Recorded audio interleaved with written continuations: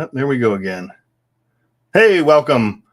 Ed Reiner here, and I've got a fuzzy camera again.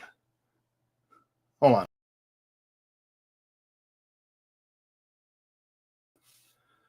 Okay.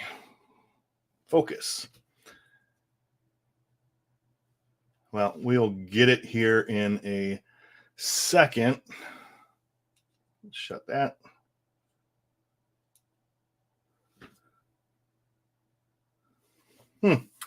Interesting. Well, anyway, we will just roll with it because that's what we do.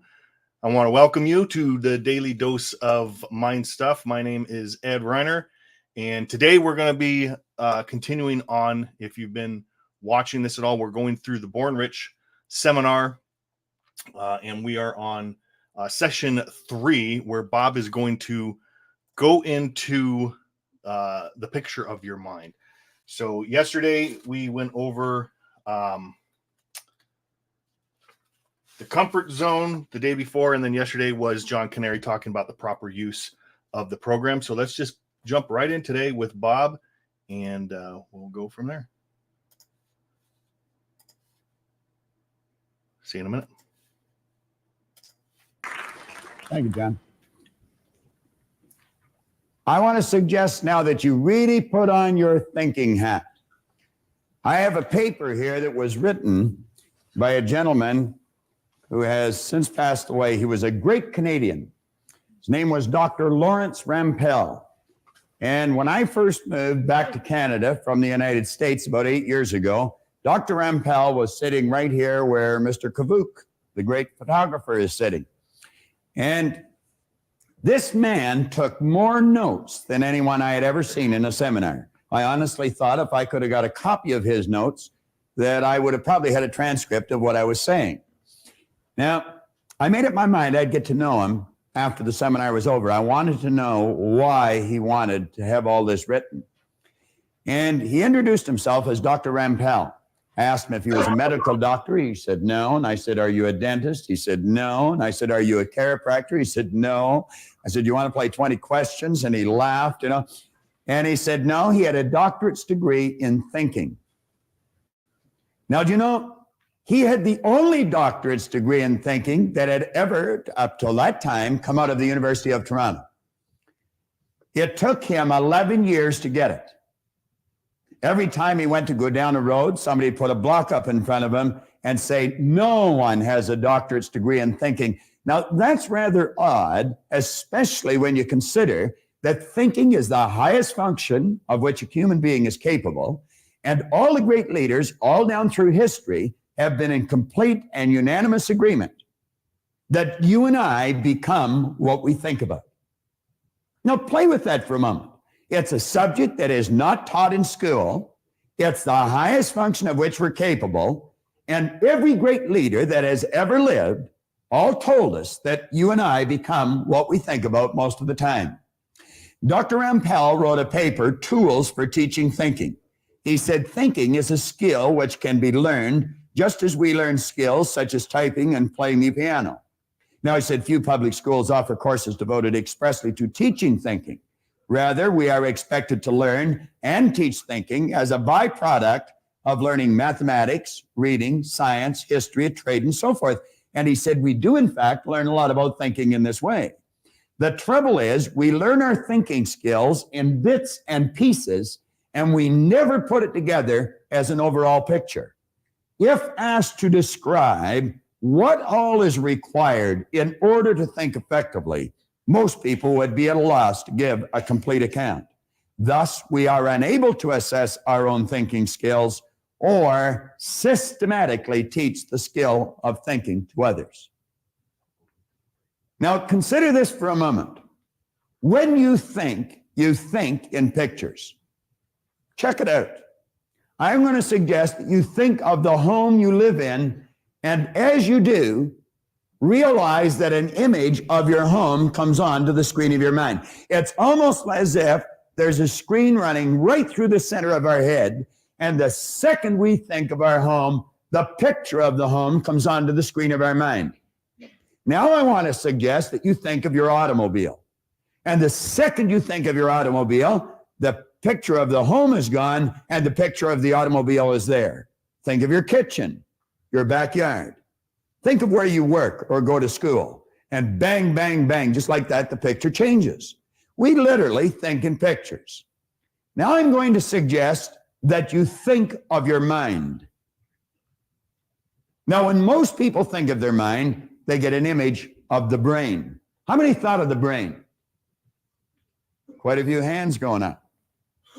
And yet, you know, the brain is not the mind any more than the fingernail is. And paradoxically, the fingernail and the brain is the mind.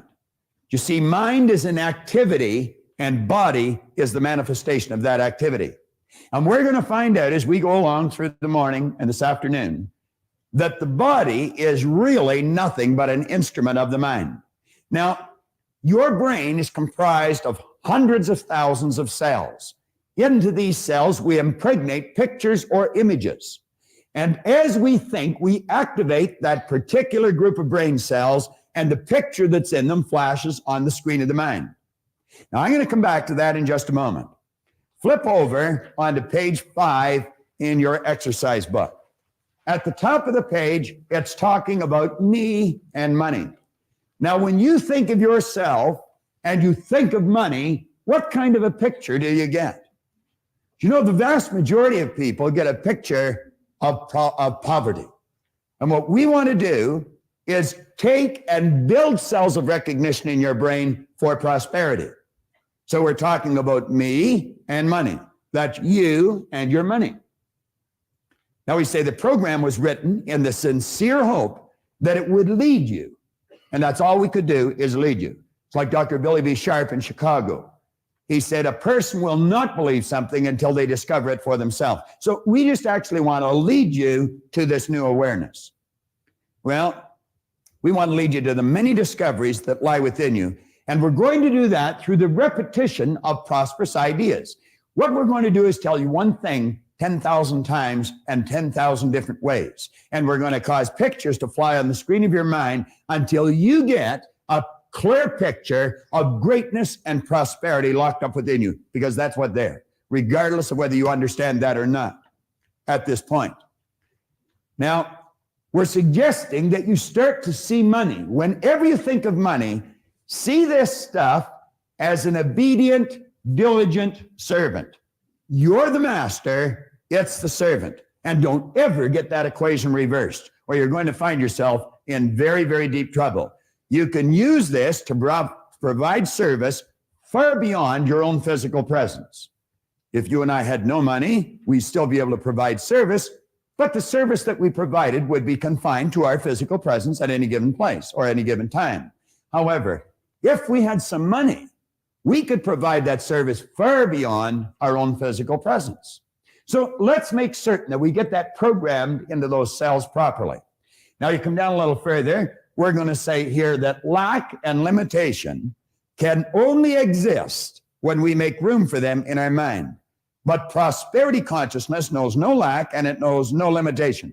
Now, I want to suggest that you resolve to just completely take the lid off your marvelous mind. Just blow it away and let the greatness start to flow around in there. Now, flip over to the next page. When we start thinking about money and we start thinking about ourselves, as I suggested, we get images on the screen of our mind. Now, on page 6, we say throughout your entire Born Rich seminar, your attention is directed at the importance of your mind. The type of thoughts and ideas which occupy your consciousness are of paramount importance in developing prosperity in your life. Your mind is either in an orderly or a confused state. Order must prevail. John mentioned that a little earlier. Order and movement are what necessary. Well, we start with the order. So we say order must prevail in your mind if you ever hope to see it manifest in your material world. Now, you want order in your material world. That means meaningful relationships. That means prosperity and growth in our business. It could mean all kinds of things that are good, but they all have to start in here. Everything starts in our mind. Well, if we're going to have order in our mind, we must have an image of our mind, and most people don't have. So what we're going to do as we go through the seminar is build brain cells. Now, that may sound a little strange to some of you. You may be sitting there and thinking, well, this is ridiculous. How can I build brain cells sitting watching this box? Well, I can assure you that you can, and I'm going to convince you very shortly that you're able to. Now, what I'm going to do, I'm going to use different examples as we go through this seminar, and each one of these examples are real, live examples, every one of them. This is a letter that I received on February the 18th, 1986. It came from Joanne White. She was the regional administrator to the vice president of sales for the Metropolitan Insurance Company in Kansas City. Now, Joanne was in a seminar there in January of 1986. This letter is dated February of 86. And when Joanne came to the seminar in 1986, she told me a fascinating story. Now, apparently, she had come to a seminar that I conducted in Kansas City 10 years prior to this in 1976. Now, I didn't remember Joanne, nor did I remember her son, who she was telling me the story of.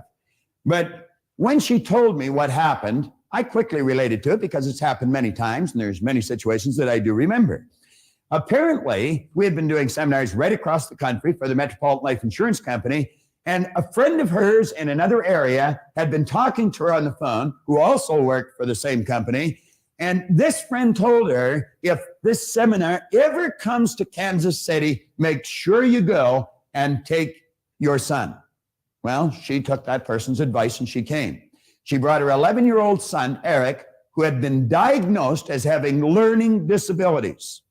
Now, keep your mind open here, folks, because this is real. It happened, and it can happen to anyone. Someone had made a classical error, and someone possibly in a position of authority, in fact, probably in a position of authority, and they told this lady and her husband that their 11-year-old son had learning disabilities and not to expect too much from him. So they didn't. Worse still, the little boy didn't expect much from himself. I told her to bring the little boy to the seminar, and we just built new brain cells, that child could do anything he wanted. That this idea of learning disabilities was an error that someone had made, and they shouldn't believe it any longer. And I said, you bring him, have him sit right near the front. And I said, we'll give him a little special attention, and you'll just watch the change take place. Let me read you the letter. She's, Dear Bob, I wanted to take a moment to tell you how much I had gained from your seminar in Kansas City and how much I am continuing to gain from the use of your tapes. Now, at that time, all we had is audio tapes. Now, you can sit and you can watch this over and over and over again because there's going to be parts of it that'll seem a little confusing to you first time through. But as you play it over and over and over again, the confusion will leave and order is going to come to your mind. There's many times I'll take a book and I'll read the same paragraph over and over again. This book that I mentioned earlier of Napoleon Hill's, I've been reading that for 27 years. Now, it's not such that I'm such a slow learner. It's just there's so much depth in the book. My wife's sitting back there and she's saying, no, it's not the depth, it's that you're a slow learner. And anyway, that's just her opinion. All right. Now, she said, I listen to the tapes each time I get in my car, and I intend to continue to do so. And of course, you've got the audio cassettes from the seminar as well, so you can just snap them into your car. Remember this, if you only drive 25,000 miles a year, you're spending 13 40-hour weeks behind the wheel of that automobile, all of which your conscious mind is free to travel around and do anything it wants to do. Your body is programmed to drive the car. Well, she's, Bob, I'm sure at times you ponder over the long range effects of these seminars. Do you merely get people excited and then once you leave town, forget it? Well, I attended your seminar when you were in Kansas City 10 years ago. I brought my 11-year-old son who was going through some trying times in school. He had been diagnosed as having learning disabilities and he was really struggling. Listen to this. He was certain he was a reject. What a terrible thought to be running through the little kid's mind. I'm a reject. Many adults running around with that thought in their mind. You could have been sitting with that thought in your mind. You might be sitting with that thought in your mind. I'm a reject. There's no such thing as rejects. God didn't make any rejects. But she says, I brought Eric to the seminars. He learned that you can do anything or be anything that you believe you can. He learned to set goals and to achieve the goals that he set. Listen to this for progress. I am very proud to tell you there was both an immediate and a long-range change in Eric's performance. In that same school year, his grades spiraled upwards and he became an honor student. Eric attended Bay State. He is an Eagle Scout. He was listed in Who's Who in American high schools. He was editor of his school paper. He qualified for scholarships, that's plural. He had his choice for college. And at the present time, he's a junior at the University of Missouri, and he's on the dean's list. I feel a great deal of this can be credited to the fact that this 11-year-old boy learned he could do anything he believed he could, and he became a goal setter. Joanne concluded by saying, Bob, I just want to share this letter with you, as I really do not know if we would be able to tell this success story if I had not brought Eric to this seminar. I'll always be grateful. I guess she will. And I guess Eric will too. And what was the big win? Was it the Who's Who in American high schools? Was it being editor of his school paper? Was it the honors that he accomplished that first year? Was it the college scholarships in college? I don't think so. I don't think any of those things were the big win. You know what the big win was? It was the one single idea that enabled him to do all these things. And one idea can cause you to make the progress this young boy made. We have a gentleman in our audience. I'm not quite sure where he is. He's a good friend of mine, Grant Sylvester. He's the president of Money Concepts for Canada. And Grant Sylvester hired us to conduct these seminars way back in the 70s for a large company that he was a senior executive in. And right across the country, they had a 53% increase in sales. Now, that's hundreds of people. That's an enormous increase. I want you to think about that for a moment.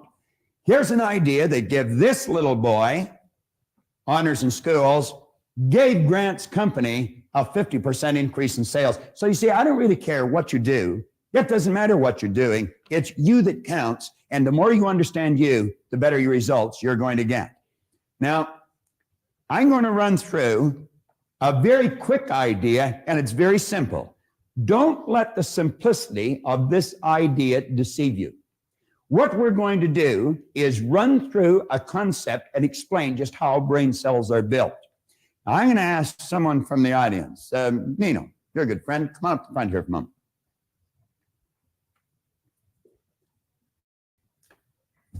All right, Nino. Wonderful, Bob. Give Nino a hand.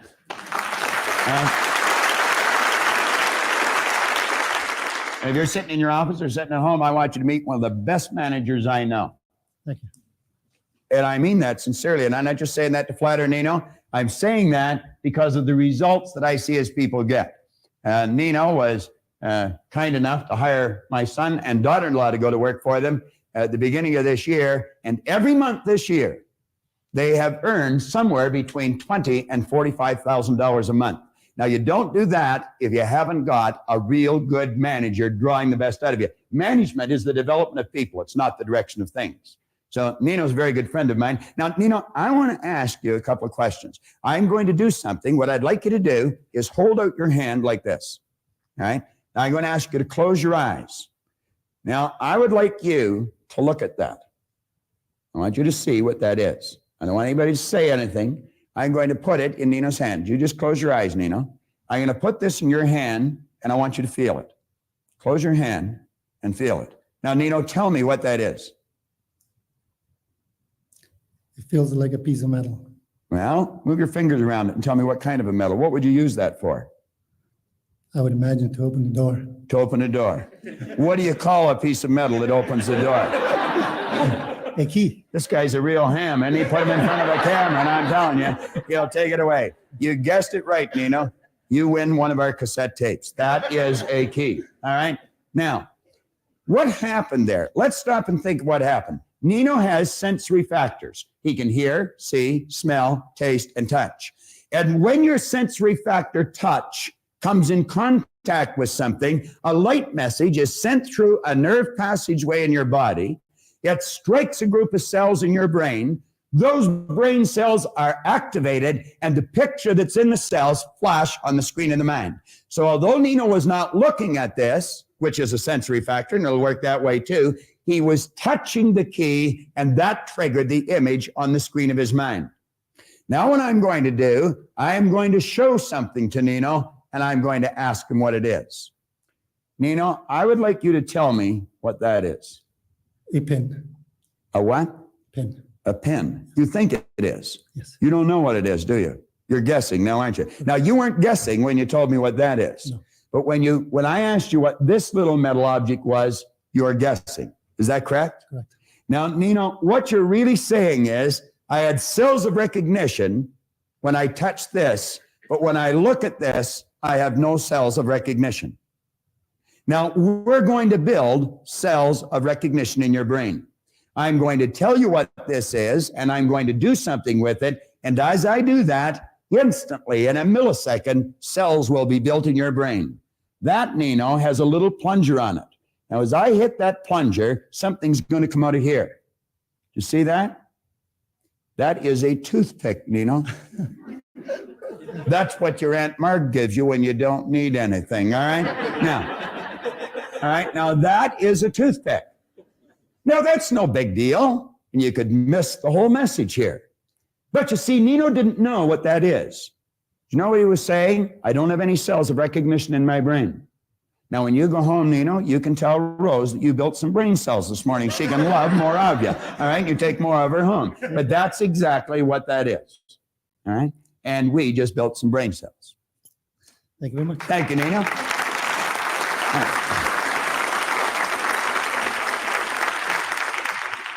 Nino Spizzeri is, without question, one of the greatest real estate sales managers I've ever met. And you know, I told Brian something, and I'm going to tell you something. Whenever you go to do something, make certain that the people you surround yourself with are very successful. Carl Menninger one point in time pointed out that environment is more important than heredity. In other words, the people you find yourself surrounded by are more important to your success, your well-being, than what's built right into your genes at birth. And I suggested Brian go and see Nino. I told Leslie, go see Nino, go to work for the man and listen to him and do what he tells you. And he'll draw the best out of you. And that's exactly what he's doing. Now, we're going to build some brain cells with respect to the mind. All right? And as we build these brain cells with respect to the mind, we're going to build a picture of our mind right in here. And then as we get that picture in here, we can start making headway and making some of the adjustments that John talked about in the proper use of the program.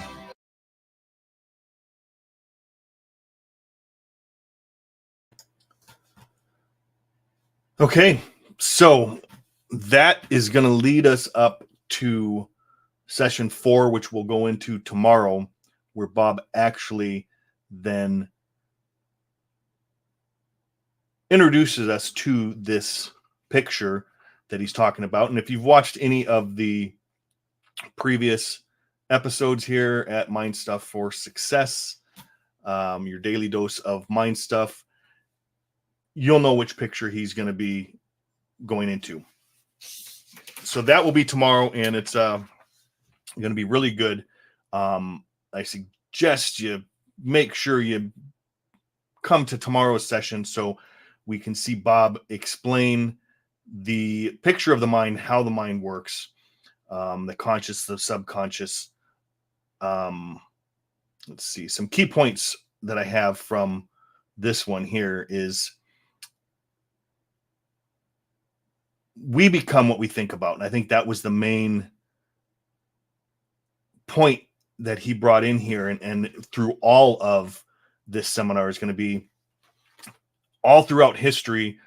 All of the great thinkers, the great minds have all agreed on this point. They've disagreed on a whole lot of stuff. This is the only point that they agree upon, is we become what we think about. The Greeks, and in the Bible, it says, as a man thinketh in his heart, so is he. So we become what we think about. We think in pictures. Therefore, in order for us to get an image of what we want, we're going to need to understand how the mind works and get a picture of that mind. And I'm not going to go into the whiteboard today because I'm going to leave this for tomorrow's session for you guys to see when Bob goes into this. Another point he pointed out there that it was important is that make sure, because we're talking about me and money, that we think of money as the servant and as us, the master. Money is just a tool. It's a reward for service rendered. So if we want to earn more money, we need to build a prosperity mindset, and we need to look at the service that we're rendering. If we want more, we need to provide more services. As simple as that. All